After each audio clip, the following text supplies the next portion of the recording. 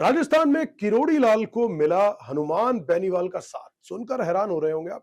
राजस्थान की राजनीति में इन दिनों 2 करोड़ 43 लाख रुपए के कथित खाद बीज घूस कांड को लेकर सियासी तूफान पूरे उबाल पर है। कांग्रेस लगातार कृषि मंत्री डॉक्टर किरोड़ी लाल मीणा के इस्तीफे की मांग कर रही है, लेकिन इस बीच एक ऐसा राजनीतिक मोड़ आया जिसने पूरे घटनाक्रम की दिशा बदल दी।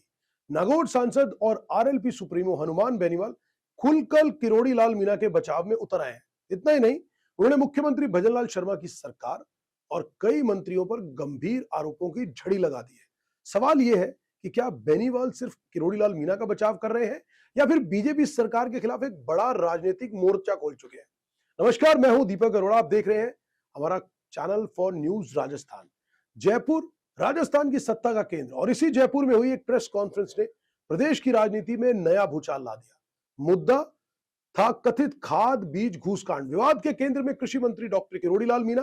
कांग्रेस लगातार उनके इस्तीफे की मांग कर रही है, लेकिन तभी मैदान में एंट्री होती है एक ऐसे नेता की जो सत्ता में नहीं, लेकिन जिसकी आवाज सत्ता के गलियारों तक गूंजती है। नाम है हनुमान बेनीवाल, नागौर सांसद, आरएलपी सुप्रीमो और अपनी बेबाक राजनीति के लिए मशहूर नेता। प्रेस कॉन्फ्रेंस में जब उनसे कृषि मंत्री किरोड़ी लाल मीणा का नाम घूस कांड में आने को लेकर सवाल पूछा गया, तो उन्होंने बिना किसी हिचकिचाहट के अपने पुराने साथी के पक्ष में मोर्चा संभाल लिया। बेनीवाल ने कहा कि उन्होंने सड़क से लेकर सदन तक डॉक्टर किरोड़ी लाल मीणा के साथ संघर्ष किया है। उन्होंने दावा किया कि राजस्थान का कोई भी व्यक्ति जो किरोड़ी लाल मीणा के करीब से जानता है, वह यह सोच भी नहीं सकता कि इस तरह के भ्रष्टाचार या पैसों के लेन देन में उनका सीधा हाथ हो सकता है। यानी साफ संदेश, किरोड़ी लाल मीणा पर लगे आरोपों को बेनीवाल राजनीतिक नजरिए से देख रहे हैं, लेकिन कहानी यही खत्म नहीं होती, क्योंकि किरोड़ी के बचाव के साथ साथ बेनीवाल ने सीधे मुख्यमंत्री भजनलाल शर्मा की सरकार को कटघरे में खड़ा कर दिया। उन्होंने सवाल उठाया कि अगर भ्रष्टाचार के मामलों में कार्रवाई हो रही है, तो फिर उसका पैमाना सभी के लिए समान क्यों नहीं? क्या सिर्फ चुनिंदा मामलों को ही निशाना बनाया जा रहा है?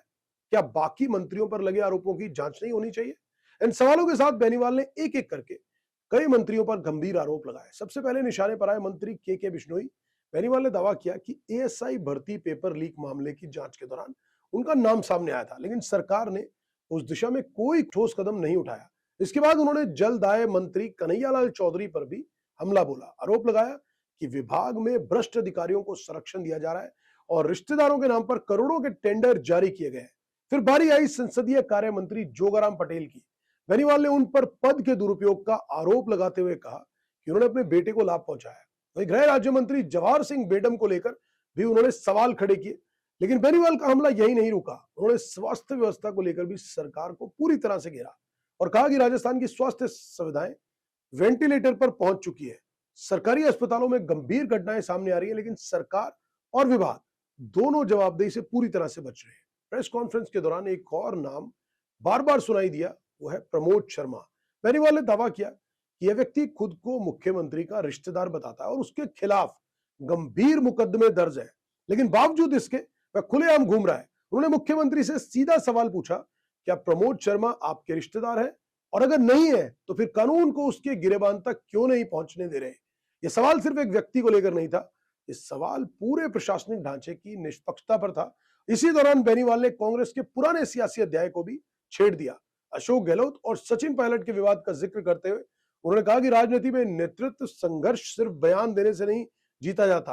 उन्होंने सचिन पायलट पर तंज कसते हुए कहा कि बिना जन संघर्ष के कोई नेता जनता का वास्तविक प्रतिनिधि नहीं बन सकता। यानी बेनीवाल ने एक ही मन से बीजेपी सरकार पर हमला बोला, कांग्रेस के नेताओं को भी नहीं छोड़ा और खुद को भी जनता के मुद्दों का सबसे बड़ा लड़ाका बताने की भी कोशिश की। साथ ही उन्होंने अपनी पार्टी की आगामी रणनीति का भी खुलासा किया।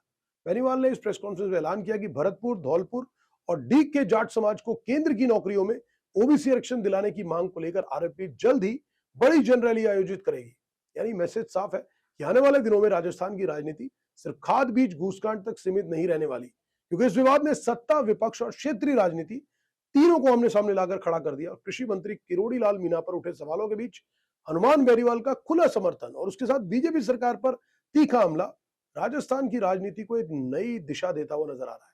अब देखने वाली बात यह होगी कि सरकार इन आरोपों का क्या जवाब देती है। क्या खाद बीज घूसकांड की जांच सियासी आरोपों से आगे बढ़कर किसी ठोस नतीजे तक पहुंचती है? तो देखना दिलचस्प होगा। डॉक्टर ऑर्थो, अब दर्द भी घुटने टेकेगा।